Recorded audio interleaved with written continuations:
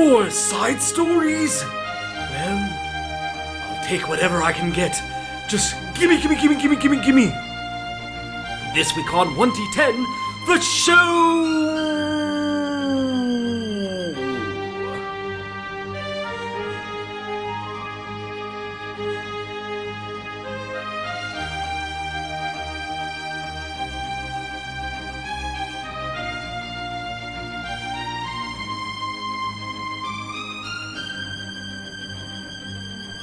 A quiet wind rustled through the barren valley just outside the kingdom of Terra. The top of the famed desert palace was visible just over the edge of the cliff, distorted in the heat of the day. There was an odd kind of calm to the sight as Merle Chant, the eccentric traveling merchant, carefully stuck his head out from the crevice where he had been hiding from his pursuers. The strange culture of the Terrans was not exactly welcome to outsiders. The feline warrior culture was one of pride and distrust towards any outsiders, and Merle wasn't exactly from the inside. Typically, Merle's disguises were enough to fool any potential customers, but there was something about this desert that disrupted his abilities. Even now, he was not able to muster up the power to transport to the Bizarre Bazaar, and he was woefully under-equipped for a dangerous mission such as this.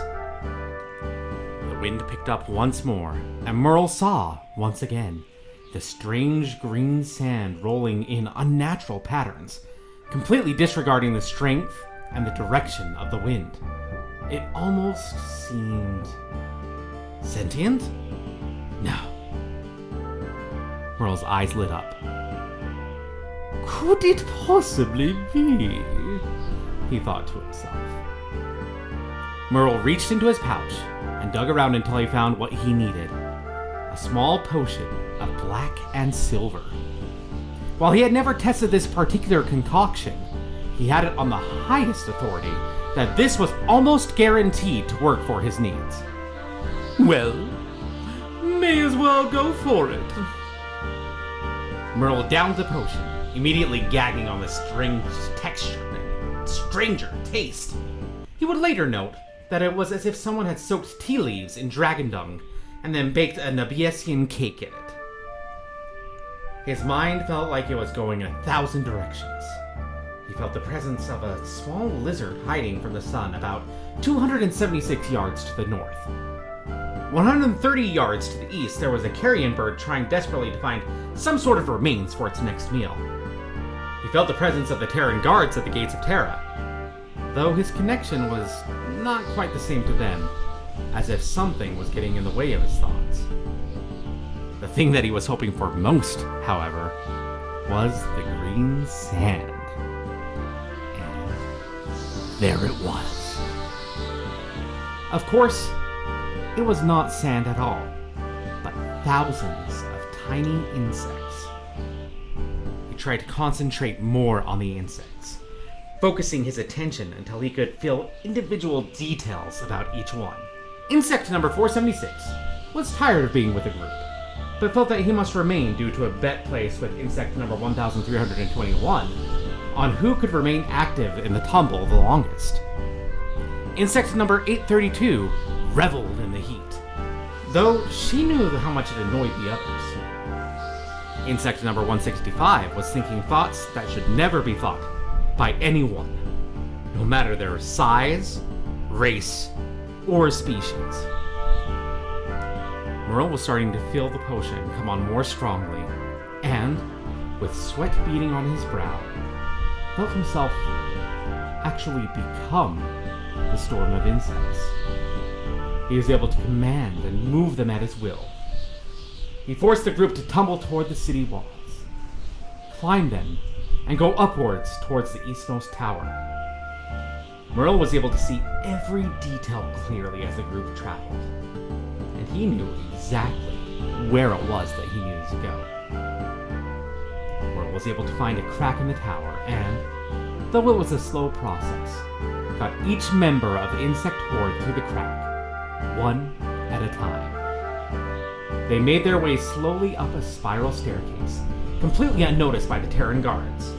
At the top of the staircase were a series of glass cases that Merle's small army of insects examined one by one until he found exactly what it was that he needed. A crescent dagger with a pearl handle and one large ruby in the hilt. Merle grinned broadly, which, of course, led him to wonder if the insects were also grinning. This potion was quite intriguing.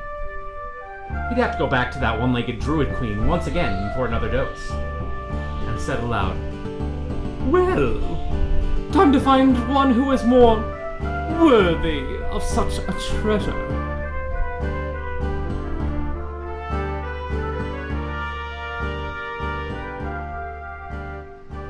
Sir George was frustrated and heartbroken. Here he was, finally feeling like a member of a group. And once again, his own greed and selfishness got in the way of his journey. What was wrong with him? This was not the reason that he began to study as a cleric, was it? No. There was something deeper. Some connection to the gods? As always, as he began to try to think of the gods, his mind grew hazy and his vision blurred. What was going on with that? Did the entire world just go on pretending that they knew of the gods? Pain again. Or did they too have to endure this pain? Why is it that he could not think of them clearly? Everyone knows that a cleric's power comes from the divine. That a connection to deity is what gives them the ability to heal and fight for what they believe is right. But he could not find any reference to these deities in any books. All conversations that he tried to have in quiet tones with fellow members of his order were quickly forgotten, as if the nature of deity itself had been forgotten. Why couldn't he name a single one of the gods? Pain. Why is it that no one recognized acts that had been done in the past by these forces of nature? Were the gods even there? If not, how then could he and others call upon these divine powers? These thoughts had plagued him for years, hardening his heart and moving him away from the thought of the divine. He still had his abilities, even without a god. He could still heal and kill with them with impunity. He didn't need the divine. And the rest of the world seemed to be okay with not recognizing the influence of the gods on the world. So, his new gods were money, fortune, himself. Everything went to serving these gods. Because at least he could see them and he could feel them. Yet, serving these new gods always seemed to lead him to being alone. And here he was again, chased out of an arena by the largest man that he had ever seen, threatened within an inch of his life, and forced to walk through this dark forest with no direction or prospects. If the gods are real, he thought to himself, they're pieces of shit. Just as he thought this, he saw an odd golden flower growing next to an old pine tree.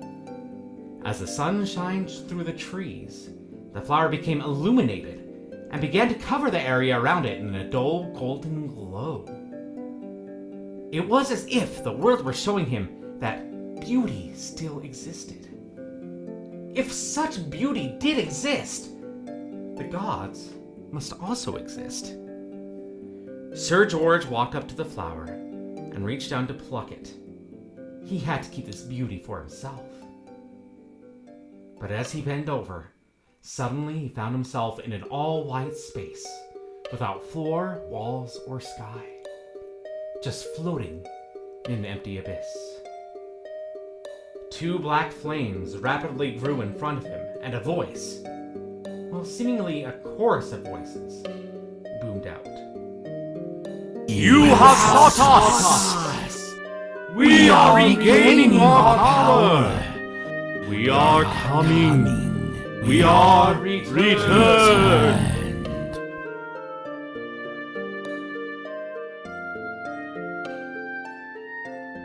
Hello, my lovelies. This is Brady. And I just wanted to say that we have some interesting things going on right now. Some of our main cast are going through some things right now. John just barely had some twins. And so that makes our time for recording very short. And so rather than keeping you guys away from further story, I talked things over, and I have some good friends who are going to serve as a second cast. We are going to be doing a second story. So we're going to have two story arcs that are going to be moving along side by side. And the interesting thing here is that they are going to be both in the same world, which means that there are potentials for crossover in the future. But it also means that we can give each of our casts some time to recuperate after doing an arc, because this is a lot of work. It goes a long way, and we want to make sure that no one feels like they are overwhelmed with everything that we're doing. And so I'm really excited to show you guys what we got. We have some fun stories that are going along. And this last little side story actually is directly involved with what the next story arc is going to be. It's starring a little kobold named Skuzz Filthbucket, and he is going to play prominently into this next arc with this new cast. And so I'm excited for you guys to hear this and to get an idea of where we may be going with the story in the future. And let's get right to it. Woo! Skuzz Filthbucket had loyally served his master his entire life. His family had been in the servitude of the Gwynns for as long as he knew. It was the duty that every Filthbucket took upon themselves as an honor. Not only could they live in the luxury of the Lone King's castle, but there was a responsibility that they had toward the world. Strange things had always happened on Lone King's Island. Different phenomena that threatened the world at large, and only he and the Gwyn dynasty stood in the way of it now. But there was only so much that he could do. The line of both Filthbuckets and Gwynns had ended. Neither Skuzz nor Svinia Gwyn had any children, and the filthy yokels under Svinia's employ couldn't possibly handle or even know the dangers that stood outside the castle wall. The situation was getting desperate, but Skuzz had an idea that could save the island. He anxiously knocked on the door to Svinia's private chambers. After a beat, Skuzz cleared his throat and said, "Your Majesty, sir, the situation is becoming more than dire." Skuzz heard a slight commotion of scrolls getting rolled up, and then a tiny grunt that indicated that he should move forward. Skuzz slowly creaked the door open. As was a standard ask of the Gwyn family, the lights in the room were extinguished, and Skuzz could barely even tell if his master was in the room. The attacks, sir, are getting more frequent and closer than ever, sir. We lost Roderick the gardener. The poor man had no idea what was coming his way, sir, and he was dragged into the forest. Silence answered him.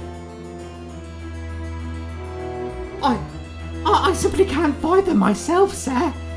Not anymore, sir. We need assistance. Maybe it is time that we entrust some of mainlanders to help guard the breach. There was a weak grunt of anger. I know, sir, but we can't survive like this. I have created an invitation to the island to find some that may be worthy of the duty, sir. Skuzz waved a piece of parchment in the air and put it onto the barely lit floor. A moment later, the parchment was pulled into the darkness. Skuzz cleared his throat once more. As you can see, the invitation is very broad, sir. So none of the applicants would know what they are getting into until they arrive. From there, we can whittle down the applicants to find out who can carry on our legacy, sir. It's necessary, sir, for the good of the world, sir. The candle nearest the door suddenly burst to light with an odd purple flame, as if coming from the flame itself. A voice rang out. Do it. I can't wait for new stories. And Skuzz Filthbucket sounds like such a great name for it. Well, a Skuzzy Filthbucket. Let's see what happens next time on 1D10, the show.